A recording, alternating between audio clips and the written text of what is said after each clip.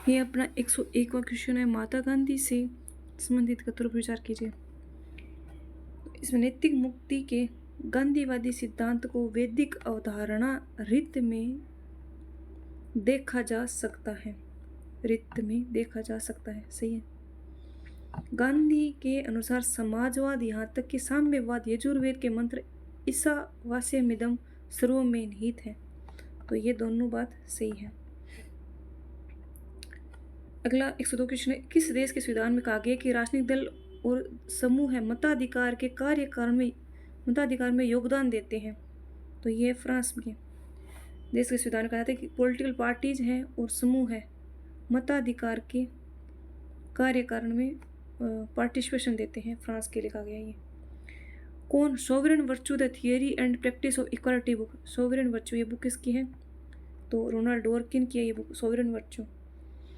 संविधान सभा की प्रारूप समिति की पहली बैठक कब हुई थी? तो पहली बैठक हुई थी 30 अगस्त 1947 को। प्रारूप सभा की पहली बैठक। प्रारूप सभा में 1+6 यानी अध्यक्ष इसके थे अम्बेडकर और 6 सदस्य थे। प्रारूप सभा की पहली बैठक 30 अगस्त 1947 को होती है। फिर 105वां क्वेश्चन, सुशांत स्ट्रेंज के संबंधित सुशांत स्ट्रेंज ने 4 प्राथमिक शक्ति संरचनाएं बताई। ज्ञान, वित्त, सुरक्षा, उत्पादन। ये एकदम सही है, 4 बताइए।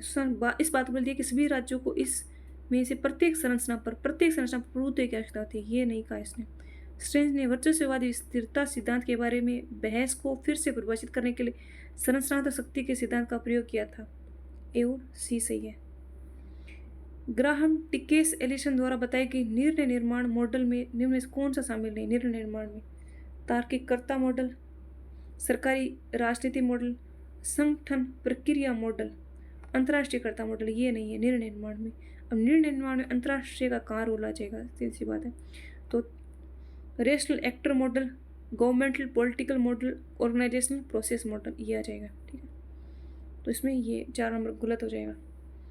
वह मार्क्सवादी जिसने ऐतिहासिक भौतिकवाद के स्थान पर चेतना सिद्धांत को स्थापित करने का प्रयास किया था। चेतना, तो जॉर्ज लुकास ने ऐतिहासिक भौतिकवाद के स्थान पर चेतना सिद्धांत को स्थापित करने का प्रयास किया था, जॉर्ज लुकास।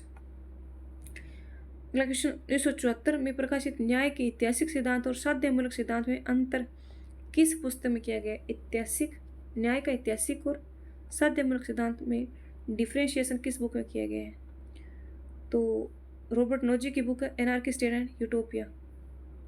इसमें ऐतिहासिक सिद्धांत और साध्यमूलक सिद्धांत में अंतर किया गया है, anarchy state and utopia. E V Ramaswamy Naicker के बारे में विचार कीजिए। गांधी के असहयोग आंदोलन का विरोध किया था इन्होंने? नहीं किया। इसमें तो पार्टिसिपेशन किया था इन्होंने। 24-25 में वाईकोम सत्याग्रह में भाग लिया था, सही है। जिन्ना के दो राष्ट्र सिद्धांत का समर्थन किया था और पाकिस्तान की तरह द्रविड़िस्तान की मांग उठाई थी। 2 और 3 से यही है।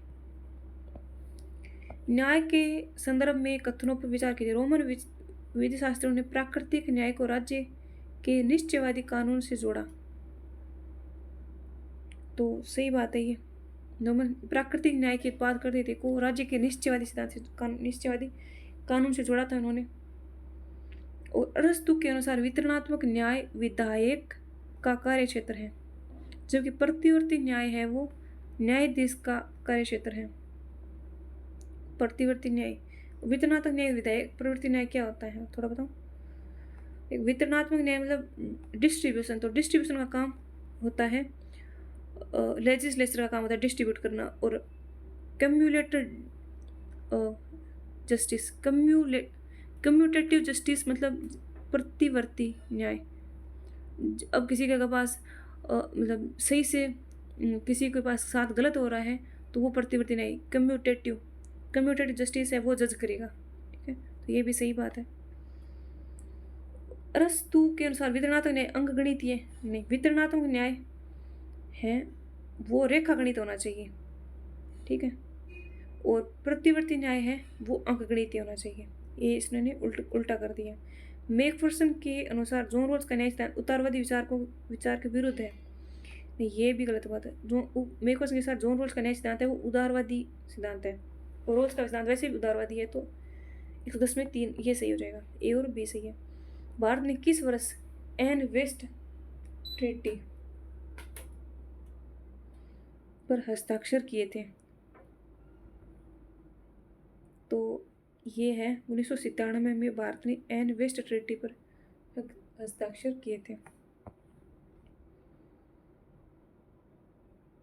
फिर अगला है निम्न युग्मों पर विचार कीजिए। ए के गोपालन वाद 1950, शंकरी 1951 और सज्जन सिंह 1965 और आई.सी. गोलकनाथ वर्सेस पंजाब 1967। तो इनमें कौन से ये सही सुमेलित कौन कौन से हैं? तो सर्वोच्च न्यायालय ने माना कि अनुच्छेद 368 के तहत संविधान संशोधन करने की शक्ति पूर्ण और अतः प्रतिबंधित है। तो ये इसका ये मतलब ये इसमें ये नहीं कहा कि ये जो है युग्म सम्मिलित नहीं है। शंकरी ने के मामले में सर्वोच्च न्यायालय ने निवारक निरोध प्रिवेंस डिटेंशन संवैधानिकता को बरकरार रखा, ये भी गलत है। सज्जन सिंह ने 17 संविधान को बरकरार रखा था, ये सही है। और गोलकनाथ ने माना कि गोलकनाथवाद में सर्वोच्च न्यायालय ने माना कि सर्वोच्च अनुच्छेद 368 के तहत संविधान में संशोधन करने की शक्ति असीमित नहीं है, ये भी सही है। तो 3 और 4 सही हो जाएंगे। इसमें कौन सी विशेष संविधान के 12वीं अनुसूची में संबंधित नहीं है? 12वीं अनुसूची में संबंधित नहीं है तो सार्वजनिक वितरण प्रणाली यही नहीं है। सामाजिक आर्थिक विकास योजना, घरेलू उद्योग की वाणिज्यिक प्रयोजन के लिए जल प्रदाय, दुर्बल वर्ग के जिनके अंतर्गत विकलांग और मानसिक रूप से मंद व्यक्ति हो उनके हितों की रक्षा, ये आती है 12वीं सूची में, लेकिन ये सार्वजनिक वितरण प्रणाली ये नहीं आती, तो ये सही हो जाएगा। फिर 14 नंबर क्वेश्चन, किसने कहा कि स्वतंत्रता एक ऐसी अवधारणा है जिसे त्रिकोण रूप में सबसे अच्छी तरह से समझा जा सकता है, जहाँ व्यक्ति एक्स किसी कार्य जेड को करने के लिए बाध्यता वाई से मुक्त है? तो ये है गेराल्ड मैक्लेम का कथन है ये। अरविंदो की मानव सभ्यता के विकास की धारणा किससे प्रभावित थी? तो कार्ल लैम्प्रेक्ट से प्रभावित थी। मानव सभ्यता के विकास की धारणा है वो। इस मामले में अरविंदो लैम्प्रेक्ट से प्रभावित थे। हिंदू चिंतन के अनुसरण करते हुए अबुल फजल ने समाज को कौन से भागों में बांटा है? अबुल फजल ने योद्धाओं और शासकों, विद्वानों, कलाकार, व्यापारियों और कृषकों, श्रमिकों, इनमें बांटा। विवेक से ये नहीं बांटा। किसने? अबुल फजल ने। तो 1 2 3 5 ये सही हो जाएगा। किन देशों के युग्म में एकात्मक व्यवस्था है? तो एकात्मक और संघात्मक। कनाडा में संघात्मक, अर्धसंघात्मक, ये गलत हो जाएगा। जापान, रूस में अर्धअध्यक्षात्मक है, ठीक है। और ऑस्ट्रेलिया, स्वीडन, फ्रांस, तो इसमें हो जाएगा ये स्वीडन और फ्रांस, ये सही हो जाएंगे। जो ऑस्ट्रेलिया ये संघात्मक है, यूएसए, ऑस्ट्रेलिया और कनाडा, भारत, रूस अर्धसंघात्मक है और कनाडा भी संघात्मक में कहता है, भारत संघात्मक में कहता है। तो एकात्मक शासन है स्वीडन और फ्रांस में। कोटले की दंड नीति के उद्देश्य के संदर्भ में कथनों को सावधानी सही कथन बताना है। अलब्धि की प्राप्ति, लब्धि का परिरक्षण, रक्षित का विवर्धन, विवर्ध का सुपात्र विभाजित का देख रहने, ये नहीं है। ये 118, ये 4 पहले 4 सही है। कौन से चीन में नागरिक मौलिक अधिकार और कर्तव्य दोनों, मौलिक अधिकार भी और कर्तव्य भी है? तो मतदान है, मतदान ये नहीं है। काम और शिक्षा 2 और 3 ये सही है। काम भी करो, ये आपका मौलिक अधिकार भी और कर्तव्य, काम करना जरूरी है, ठीक है। काम के लिए करना आपका मौलिक अधिकार भी और कर्तव्य भी। और शिक्षा मौलिक अधिकार भी और कर्तव्य भी। अगर आप शिक्षा प्राप्त नहीं कर रहे हो तो आपके ऊपर कार्रवाई। मतदान और परिवार नियोजन ये कोई इंपॉर्टेंट नहीं है, लेकिन 2 और 3 ये इंपॉर्टेंट है। चाइना में निम्न चार में से किसका मानना है कि राज्य वह समुदाय है जो व्यक्ति के स्वतंत्रता और एकीकरण सुनिश्चित करता है? व्यक्ति के लिए स्वतंत्रता और एकीकरण सुनिश्चित करता है, तो ये हेगल का मानना है, ये ठीक है, इंपॉर्टेंट है ये क्वेश्चन। निम्न विचारकों में से किसने कांग्रेस के भीतर नरमपंथियों को अप्रभावी परोपकारी देशभक्त कहा है? नरमपंथियों को अप्रभावी परोपकारी देशभक्त कहा है? तो ये कहते हैं अरविंदो ने कहा इनको अप्रभावी परोपकारी देशभक्त कहा है। फिर रामास्वामी के विचारों के बारे में कौन सा कथन सही नहीं है? ब्राह्मणवाद का घोर विरोध किया था रामास्वामी, एकदम सही बात है। ईसाई धर्म का घोर विरोध किया था, नहीं ये नहीं किया था। इस्लाम का सही समर्थन किया था और हिंदुओं का घोर विरोध किया था इन्होंने, सही बात है। ईसाइयों का नहीं किया था इन्होंने विरोध जैसा कुछ भी। किसने संविधान को किसी राजनीतिक व्यवस्था में शक्ति संबंधों की आत्मकथा के रूप में वर्णित किया है? तो किसने किया है? ये हो जाएगा फाइनर ने। फाइनर ने संविधान को जो पॉलिटिकल सिस्टम में शक्ति संबंधों की आत्मकथा के रूप में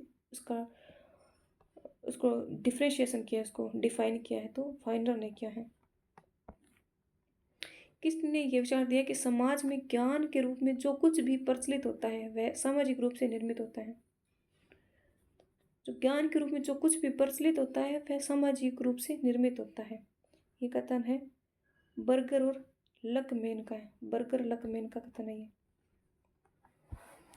किसने सर सैम अहमद खान द्वारा उर्दू में लिखित the causes of the Indian revolt का अंग्रेजी में अनुवाद किया था? ये सैयद अहमद खान, सर सैयद अहमद खान की उर्दू में लिखी गई बुक है। कौन सी बुक? उसकी बुक का लिखित पुस्तक the causes of the India revolt का अंग्रेजी में अनुवाद किया है, तो ये किया है कोलविन और ग्राहम ने किया है। कोलविन ग्राहम ने अहमद की book the causes of India revolt का अंग्रेजी में अनुवाद किया है। कौन सा कथन अमेरिका के संविधान में नियंत्रण और संतुलन को नहीं दर्शाता? नियंत्रण और संतुलन, ठीक है।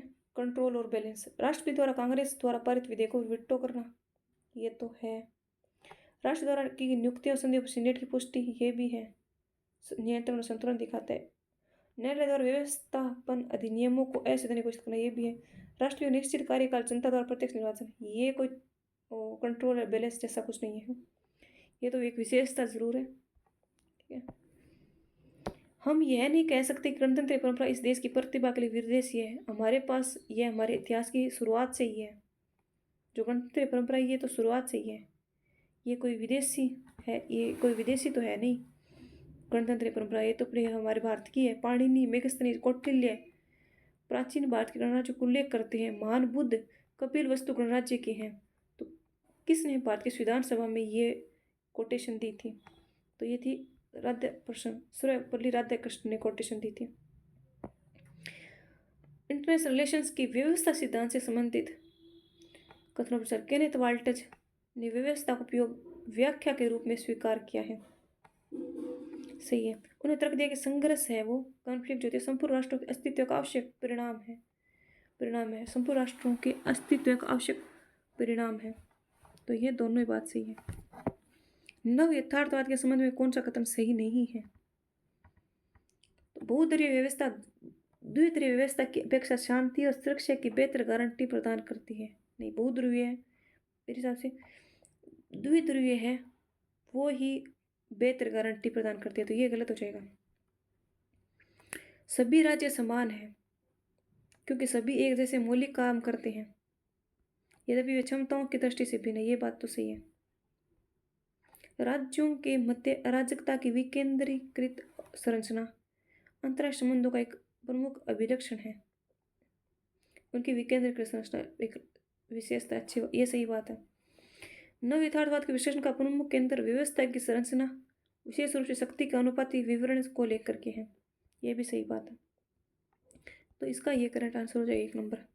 संविधान कौन सा अनुच्छेद राज्य विधानमंडल में प्रत्येक सदन के लिए पृथक सचिवीय कर्मचारी वृंद का प्रावधान करता है? तो ये इसमें होगा, तो इसमें 187 अनुच्छेद 187 आर्टिकल 187 पृथक सचिवीय कर्मचारी वृंद राज्य विधानमंडल एक अलग से पृथक सचिव कर्मचारी वृंद का प्रावधान करता है। 187 नंबर। आर्टिकल 130 के प्रावधान के तहत सर्वोच्च न्यायालय ने दिल्ली में अपने स्थायी पीठ के अलावा कहाँ गठन किया? तो कश्मीर में किया है और हैदराबाद में किया है। इसमें 3 नंबर आंसर ही हो जाएगा। राजा राम मोहन राय एक राजनीतिक चिंतन के स्तर में विचार कीजिए। उन्होंने प्राकृतिक अधिकारों के साथ साथ सामाजिक उपयोगिता और मानव कल्याण की धारणाओं का संयोजन कर दिया है राजा राममोहन राय ने। तो एकदम सही बात है। उन पर लोक ह्यूम का प्रभाव था क्योंकि अपने विश्लेषण में उन्होंने ऐतिहासिक तत्वों के बजाय मनोवैज्ञानिक तत्वों को अधिक महत्व दिया है। ये बात एकदम सही बात है। ये राजा राममोहन भाई भाई अहिंसा बुद्ध की व्यवहारिक और क्रियात्मक नैतिकता के सिद्धांत का एक अविच्छिन्न अंग है। सही बात है। ये व्यवहारिक क्रियात्मक नैतिकता के सिद्धांत का अविच्छिन्न अंग है। बुद्ध की व्यवहारिक और क्रियात्मक नैतिकता के सिद्धांतों का अविच्छिन्न अंग है। अहिंसा को अहिंसा की बात करता है बुद्ध, सही बात है। अर्थशास्त्र में कूटनीति और राज्य शिल्प को इतनी प्रमुखता दी गई है कि नैतिकता पर राजनीति का वर्चस्व स्थापित हो गया है। इसके विपरीत बौद्ध चिंतन में राजनीति को निरंतर नैतिकता के अंकुश में रखा गया है। तो इसमें ये दोनों ही बात सही है। अर्थशास्त्र में कूटनीति राज्य शिल्प को इंपॉर्टेंस दी गई है, जिससे नैतिकता पर राजनीति का वर्चस्व स्थापित हो गया है। इसके विपरीत बौद्ध चिंतन में तो राजनीति को निरंतर नैतिकता के अंकुश में रखा गया है, राजनीति को। तो सही बात है। अम्बेडकर द्वारा स्थापित संगठन और को सम्मिलित करना है। ये बहुत अच्छा क्वेश्चन है। ये बहिष्कृत हितकारिणी सभा 1924 सबसे पहले ये स्थापित करी थी उन्होंने। समता इसके बाद समता करी थी। तो ये 3 नंबर इसी में ही है। समता 1927 में करी थी। फिर दलित वर्ग शिक्षा समिति 1928 में करी थी। इंडियन लेबर पार्टी 1936 में करी थी। एकदम सही है ये। प्रवाह का नीतिशास्त्र की अवधारणा के बारे में concept an ethic of care. प्रवाह का नीतिशास्त्र की अवधारणा के बारे में सही बताना है, क्या कथन सही। यह एक नारीवादी दार्शनिक दृष्टिकोण है। प्रवाह का नीतिशास्त्र नारीवादी दृष्टिकोण, कौन सा कथन सही पूछा इसमें। तो an ethic of care like प्रवाह की जो कॉन्सेप्ट है वो महिलाओं में पाई जाती है। नारीवादी दृष्टिकोण है जो नैतिकता और निर्णय लेने के लिए एक संबंधपरक और संदर्भबद्ध दृष्टिकोण का उपयोग करता है। तो ये सही बात है। पूर्वाग्नि शास्त्र दृष्टिकोण नैतिक कामों को उजागर करने के लिए अमूर्त सिद्धांतों का आधारित है। ये सही नहीं है। और ये वाक्यांश पूर्वाग्नि शास्त्र मूल रूप से मनोवैज्ञानिक एलिजाबेथ कैंडी स्टैंटन द्वारा गढ़ा गया था। ये भी सही नहीं है। तो सिर्फ ये सही है। पूर्वाग्नि शास्त्र केवल एक सही है इसमें। फिर किस का मानना है कि शक्ति अभिक्षिप्त प्रभाव की सृष्टि है। Like power is the production of intended effects. तो ये है बी रसेल का कथन है ये कि शक्ति अभिक्षिप्त प्रभाव की सृष्टि है। अभिक्षिप्त प्रभाव की सृष्टि है, ये बी रसेल का कथन है। कौन सा विद्वान द्विसदनात्मक विधायिका को यह कहकर आलोचना करता है कि 2 या 3 सदन 2 या 3 प्रभु सत्ताओं की भांति होंगे। 2 या 3 सदन होना 2 या 3 सोवरेनिटी की भांति होंगे। तो ये है बेंजामिन फ्रैंकलिन का कथन है। किस विचारक ने इतिहास को छद्म विज्ञान कहा है। इतिहासवाद को, हिस्टोरिसिज्म को छद्म चेतना, छद्म विज्ञान यानी शूडो साइंस कहा है। किसने कहा शूडो साइंस। तो ये कहा कार्ल पॉपर ने शूडो साइंस कहा इसको, इतिहासवाद को। इतिहासवाद की तो उन्होंने घोर आलोचना करी है, बहुत ज़्यादा आलोचना किया कार्ल पॉपर ने। तो ऑब्वियसली शूडो साइंस कहता है कार्ल पॉपर। किस विचारक ने लोकतांत्रिक पद्धति को राजनीतिक निर्णय लेने की संस्थागत व्यवस्था के रूप में वर्णित किया है, जिससे व्यक्ति जनता के वोट के लिए प्रतिस्पर्धात्मक संघर्ष के माध्यम से निर्णय लेने की शक्ति प्राप्त करता है। व्यक्ति है जनता के वोट प्राप्त करने के लिए प्रतिस्पर्धात्मक कॉम्पिटिटिव कन्फ्लिक्ट के माध्यम से निर्णय लेने की शक्ति प्राप्त करता है। लोकतांत्रिक पद्धति में संस्थागत व्यवस्था के रूप में वर्णित किसने किया है।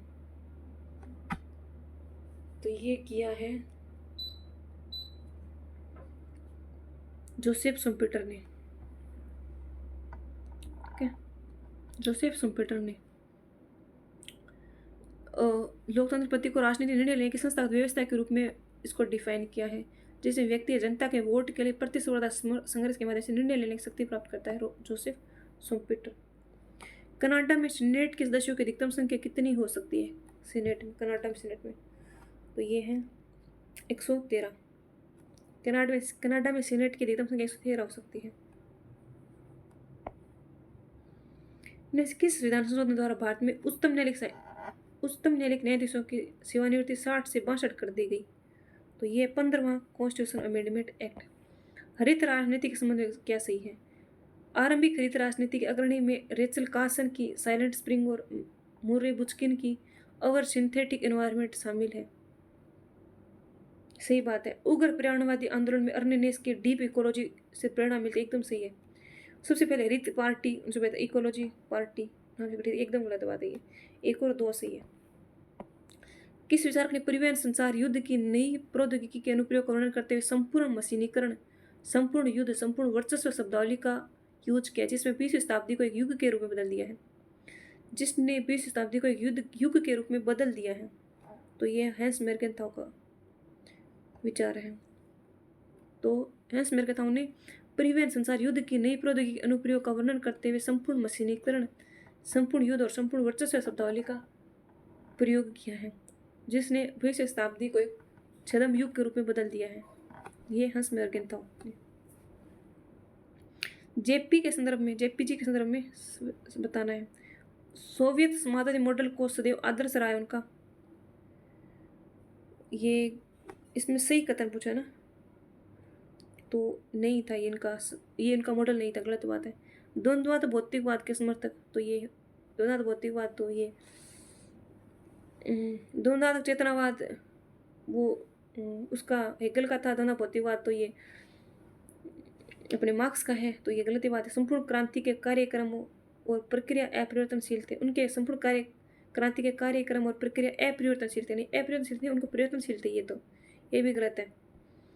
तो इसमें सही होगा सिर्फ ये, काम का अधिकार संपूर्ण क्रांति के संबंध में उनकी अवधारणा की अंग था। तो केवल 4 सही है, 2 नंबर ऑप्शन। मनु के अनुसार द्वैती भाव का अर्थ क्या है? द्वैती भाव, तो द्वैती भाव का अर्थ होता है अपनी कार्य सिद्धि के लिए सेना के 2 भागों में विभाजित कर तैनात करना, द्वैती भाव। मनु के अनुसार द्वैती भाव ये होता है, ठीक है। उसके बाद है संविधान में कौन सा अनुच्छेद भारतीय संघवाद को असममित संघवाद के रूप में चित्रित करता है? असममित संघवाद कौन सा होता है? जिसमें मतलब राज्य भी, उनको भी डिसॉल्व नहीं हो सकते, राज्य को समाप्त नहीं किया सकता, ना ही वो केंद्र समाप्त हो सकता है। तो 146 में इसका होगा अनुच्छेद 80 और अनुच्छेद 371, 4 नंबर ऑप्शन। अनुच्छेद 80 और 371 वो असममित संघवाद को रिप्रेजेंट करते हैं। कौन सा कर अनन्य रूप से भारतीय संघ द्वारा संग्रहित नहीं किया जा सकता? तो ये राज्य कर कौन सा है? कौन सा राज्य कर इनमें से एक? तो सीमा शुल्क, ये तो इसका ही है। भू राजस्व, ये राज्य के अंतर्गत आता है। आयकर, प्रतिभार, निगम कर, ये तो संघ के ही है। माध्ययुक्ता पारिश्रमिक कौन तय करता है? माध्ययुक्ता, राज्य की माध्ययुक्ता का तो इसमें होता राज्यपाल। राज्यपाल है वो माध्ययुक्ता का, जैसे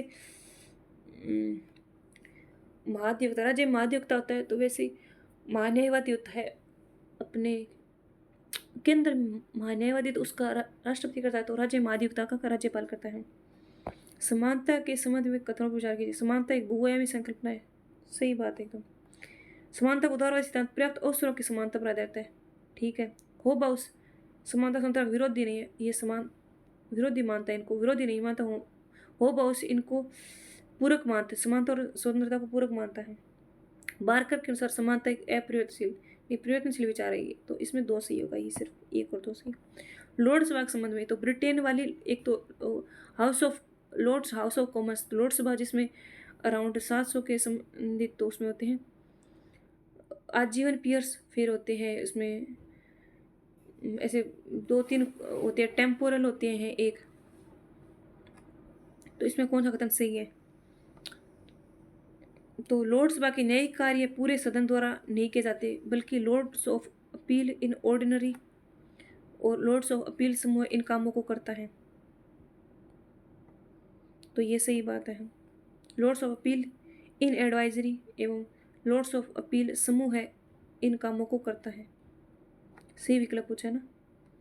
संवैधानिक सुधार 2005 के अंतर्गत ये न्यायिक कार्य 2011 से नवनिर्मित सर्वोच्च न्यायालय का हस्तांतरित कर दिया, ये गलत बात है। तो इसमें ये 2 नंबर सही होगा, ठीक है। ये अपने 3 पार्ट में 150 क्वेश्चन कर लिए हैं, 50 करके, ठीक है। Okay, complete.